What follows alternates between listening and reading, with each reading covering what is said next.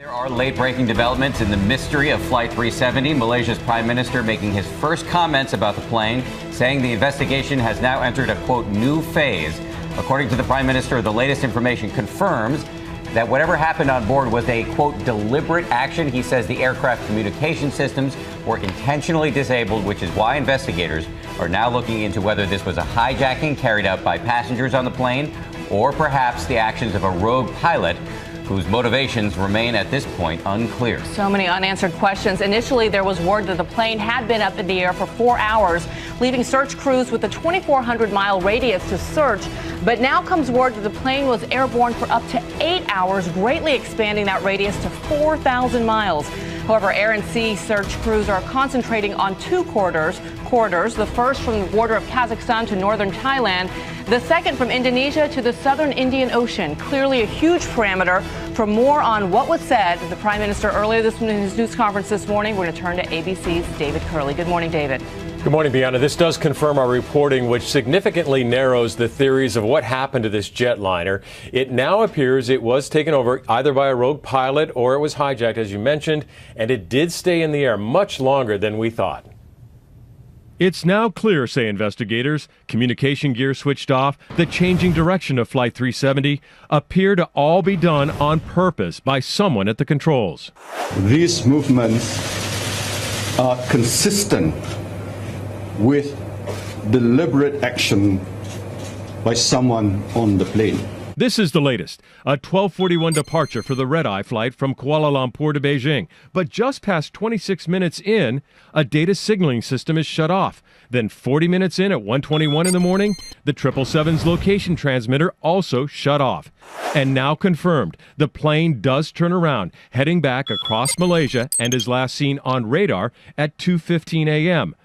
But this morning, we know, because the jet was signaling a satellite each hour, it turned again, either north or south, and flew for another 6 hours at least, 3,600 miles.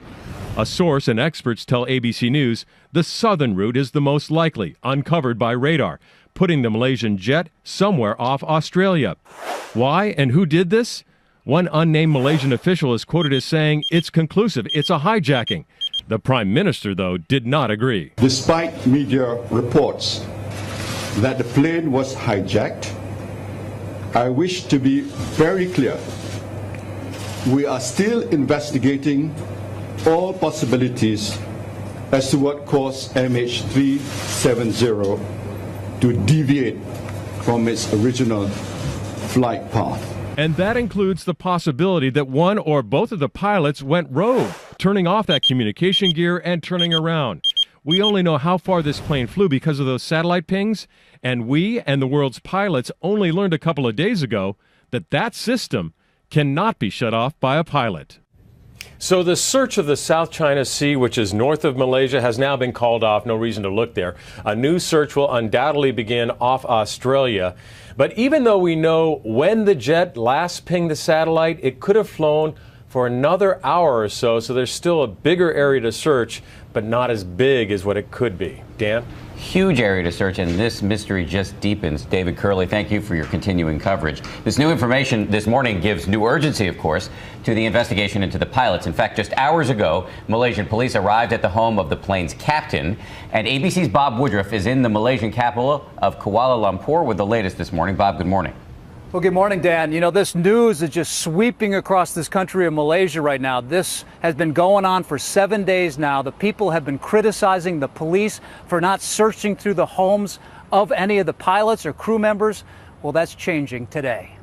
While search teams continue looking for the plane, the police here are trying to learn more about the crew members and passengers, including the pilots.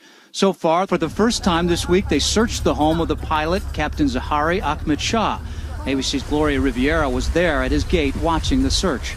It was just after 2:42 p.m. when an unmarked vehicle, a white van, came up to the security gates here. It was carrying two officers in plain clothes. They said they were from Malaysia's police headquarters. Just after that, a police car with two officers in uniform came in. They spent over 2 hours here. It's an upscale area.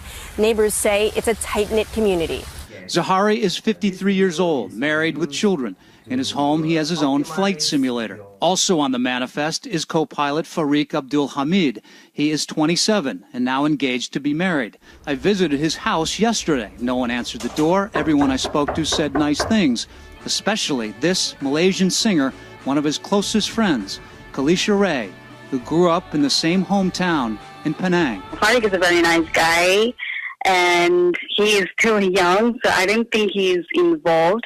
As the Prime Minister spoke today, family members watched it closely, hoping for good news. This father's 29-year-old son is on that plane. His hope now is that he is still alive. One of the questions this morning is, why did it take so much time for the government to reveal this kind of information? Well, it's been told by many people that if they did, people around the world have an idea where the plane may be and they can search. They could look for any signs of it. Well, today, the Prime Minister said that is the reason why they did finally release it today. Bianna? A lot of people are probably saying that's not good enough. All right, Bob, thank you.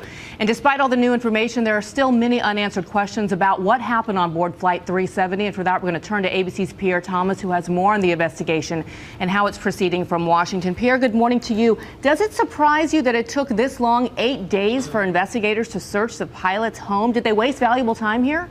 Sources are saying they clearly did, that the pilots would have been focus number one, something you needed to jump on early in this investigation. And quite frankly, this is the quandary that U.S. law enforcement finds themselves in. The FBI is not on the ground in Malaysia. They have no capacity to investigate. The Malaysians are in complete control. Even though there were Americans on this flight. So what is U.S. law enforcement going to urge Malaysians to do now and to look at?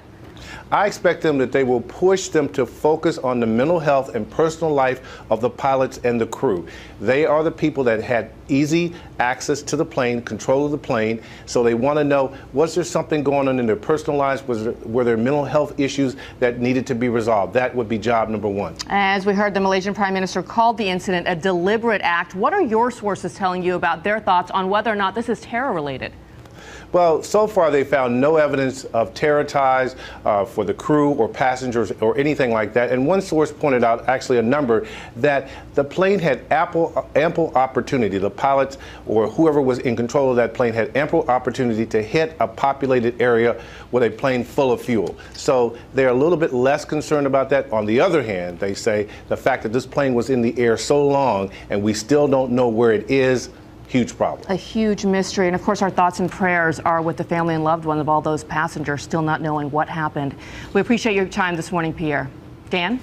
Thanks, Bianna. Let's bring in ABC News aviation consultant John Nance, who's a former commercial pilot. He joins us from Seattle. John, good morning to you.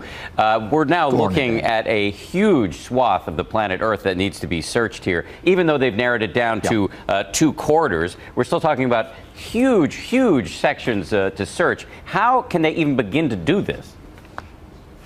You do this like eating an elephant, one bite at a time. In other words, you're going to have to basically decide what your search grid is, and they're going to have to go at it just slice by slice by slice. And the opportunity to be able to find this airplane, if it really is in the water, Dan, is very small. So if it's in deep water, in some points in the ocean, we're talking several miles down, how would they, even if they found it, how would they retrieve it? It's going to take a lot of special equipment. There's not all that much of it on the planet. You're going to have to go down to 14, 15, 16,000 feet, and retrieving that is going to be quite a project. I mean, this is akin to finding the Titanic and being able to bring some stuff up. First of all, they've got to locate it, of course, and that is a needle in a haystack. Well, let me ask you, you have been in the aviation business for decades now. Does your gut tell you anything about what happened here? Yeah, with these supposed facts, as long as they don't change about the sequence and the shutting off of radios and so on, Dan, this is a hijacking, but it's probably an internal hijacking. In other words, one of the pilots. It could be an external. But whoever was in control of this airplane after the turn knew what they were doing. They took it up to 45,000 feet. The chilling possibility there is it was for the purpose of killing the passengers. Chilling possibility indeed, and we keep saying this, but it remains true. This is a mystery and an unprecedented one. John Nance, we really appreciate your guidance this morning. Thank you.